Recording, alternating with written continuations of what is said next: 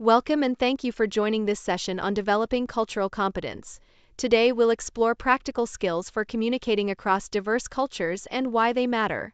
Over the next slides, I'll guide you through key concepts, stages of development, concrete practices, common challenges, and how organizations can foster lasting change to improve interactions and collaboration. This agenda will take us on a journey from understanding what cultural competence really means to the skills that support it and the barriers we often encounter. We'll look at developmental stages, key practices like communication and adaptability, common obstacles such as bias, and finally how training, policies, and measurement can sustain progress across teams and communities. To begin, let's ground ourselves in what cultural competence is and why it matters in everyday interactions.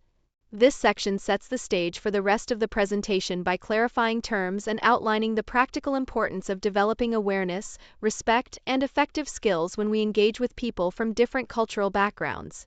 Cultural competence is best described as the ability to engage effectively with people from diverse cultural backgrounds, and it matters because it fosters respect, reduces misunderstandings, and improves collaboration. The image here shows people in conversation, which reminds us that these skills are applied in real interactions where empathy and curiosity make working together smoother and more productive. At the heart of cultural competence are four components: awareness of your own cultural lens, knowledge about other cultural practices and values, sensitivity that shows respect for differences, and practical skills to communicate across cultures. Together, these elements help us recognize biases, learn from others, and behave in ways that support clearer, kinder, and more effective interactions.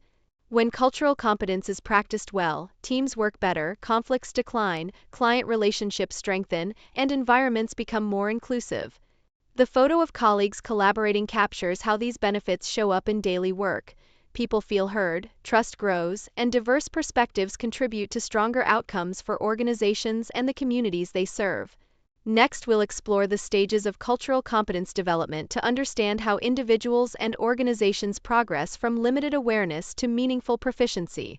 This section outlines a continuum of learning and practice, helping us see that competence is not an endpoint but an ongoing process that deepens over time with experience and reflection. Cultural competence exists on a continuum, from destructive behaviors to full proficiency, and moving forward along that line means increasing understanding, acceptance, and skill.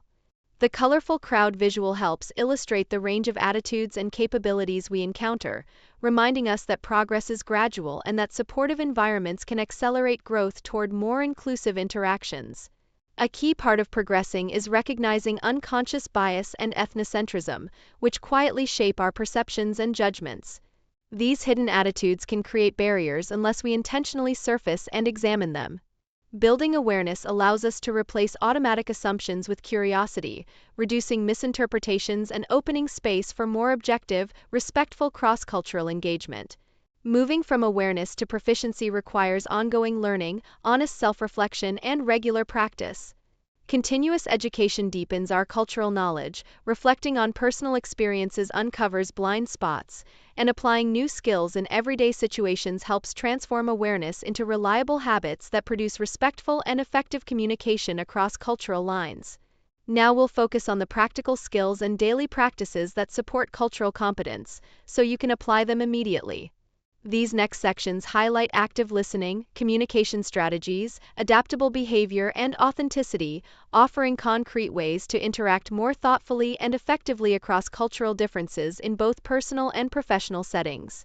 Active listening and open-mindedness are foundational skills that create the space for true understanding. By listening fully and suspending judgment, we gain deeper insight into others' perspectives, and by remaining open-minded, we show appreciation for different views without immediately interpreting them through our own cultural assumptions, which nurtures trust and clearer dialogue. Effective cross-cultural communication combines adapting language when necessary, paying attention to tone and nonverbal cues, and using culturally appropriate feedback methods. The visual of people with speech bubbles reminds us that words are only part of the message. How we speak, listen, and respond matters just as much, and tailoring our approach reduces confusion and strengthens mutual understanding. Adapting behaviors and attitudes in multicultural environments helps build trust while preserving authenticity. Flexibility demonstrates respect and willingness to meet others where they are. Adapting to cultural norms improves interaction quality, and maintaining your genuine values while adapting ensures connections remain sincere and sustainable rather than performative. Let's turn to common challenges and barriers that often slow progress toward cultural competence, so we can address them directly. Recognizing obstacles like limited awareness, fear of making mistakes, cultural misunderstandings, and organizational constraints helps us design realistic strategies to remove barriers and support continuous learning across teams and institutions. Many people struggle to develop cultural competence because they simply aren't aware of differences, fear offending others, misinterpret behaviors, or lack institutional support. Acknowledging these realities is the first step.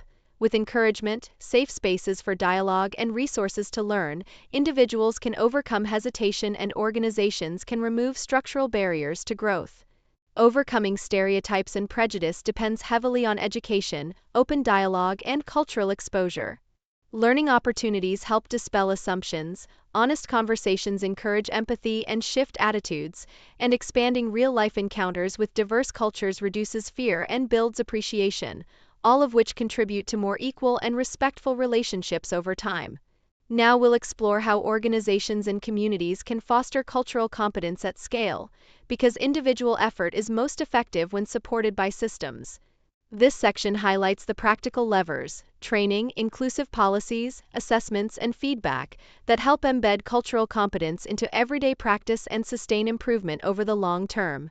Structured training programs and educational initiatives create the foundation for collective learning by building awareness and practical skills through workshops and guided sessions. The photo of people in a group setting underscores how learning together fosters shared language and expectations, making it easier for teams to practice new approaches and support one another's growth. Inclusive policies and practices ensure that equity and respect become standard rather than optional. Promoting fair treatment, recognizing and valuing diverse perspectives, and actively removing barriers to participation help create environments where everyone can contribute meaningfully, and those policies signal an organizational commitment to inclusion that shapes everyday behavior. To keep cultural competence alive, organizations need ways to measure and sustain development through regular assessment, feedback, and continuous improvement. Using consistent evaluations and soliciting ongoing input helps programs stay relevant, while acting on insights ensures that training, policies, and practices evolve with changing needs and deliver lasting impact for people across the organization.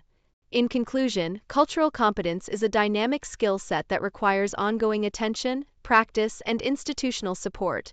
Practicing it enhances relationships and enables individuals and organizations to thrive in diverse environments. Embracing this work means committing to learning, reflecting, and adapting so that our interactions become more respectful, effective, and inclusive every day.